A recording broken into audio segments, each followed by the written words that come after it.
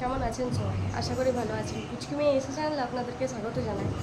তো আজকে রথ, আমরা রথে যাচ্ছি। আর ঈশার চুলগুলো এখন একটু একটু বেরিয়েছে। ঈশাকে নেড়া করে দিয়েছিলাম, কেননা প্রচুর ঘামাজি বেরিয়ে গিয়েছিলো, সেই কারণে। তো এই পাশ থেকে আমরা সবাই রেডি হয়ে গেছি। ঈশার বাবা বাইক বার করছে। কি দেখছো তুমি? বলো। হ্যাঁ, এটা তো কি, এটা ভিডিও হচ্ছে। তো এই পাশ থেকে আমরা সবাই রেডি হয়ে গেছি। তো চলুন আমরা যাই, আর আমাদের রোডের রথ কেমন হয় সেটাও আপনাদেরকে দেখাচ্ছি। এ পাশ থেকে আমরা বেরিয়ে পড়েছি, আর ঈশাকে মাঝখানে বস করিয়েছি।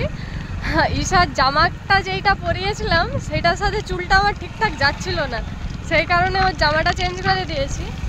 আর এই হচ্ছে আমাদের সেই কালী মন্দির। আর ঈশা এদিকে বেশ বসে বসে পা দুলাচ্ছে মাঝখানটা, আর এই যে মুখ বাজছে। দিকে ঈশার বাবা শুভদার দোকানে বাইক রেখেছে, আর এপাশ দিকে ঈশাকে নিয়ে সবাই চলছি, আর পরে হাঁটছি। কেননা বাইক নিয়ে গেলে শুধু দেখা হবে, আসা হবে, রথ টানা হবে, তার জন্য এখন এইভাবে যাচ্ছি হেঁটে হেঁটে। এটা আমাদের চকেতে লাইটিং করেছে, আর কি ভিড় দেখুন।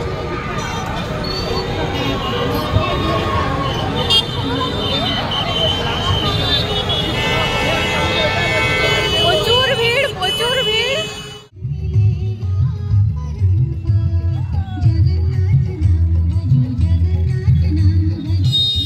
এই হচ্ছে আমাদের এখানে রথ, পরপর 3টা রথ দাঁড়িয়ে আছে।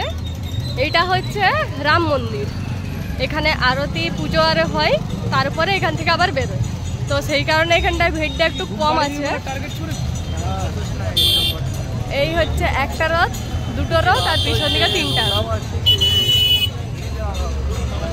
আজকে ঈশার বাবার এক বন্ধুর কোলে ঈশা উঠে সে চুপচাপ পড়ে আছে, মানে ঘুমানোর ধান্দা আছে নাকি আমিও ঠিকঠাক বুঝতে পারছি না। পুরো চুপচাপ, একটুও কাঁদছেও না, কোনো কিছুই না, মাথা ওই রকম ভাবে রেখেছে। আর ওই দাদা বলছে যে ওকে ঘুম পাড়িয়ে দেবো। আর এখানে পুজোটা হচ্ছে।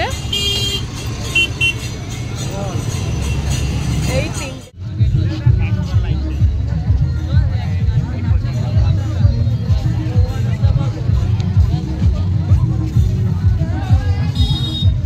ঈশা এইদিকে রথ টানছে।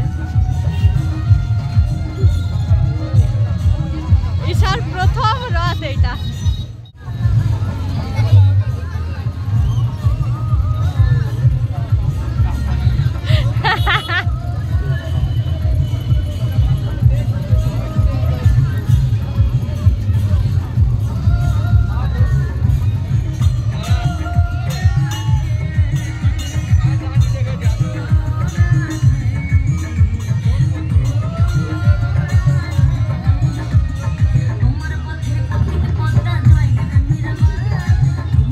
পাশ থেকে আমরা বেরিয়ে পড়েছি, প্রচুর টায়ার্ড হয়ে গেছি, একদম ভালো লাগছে না।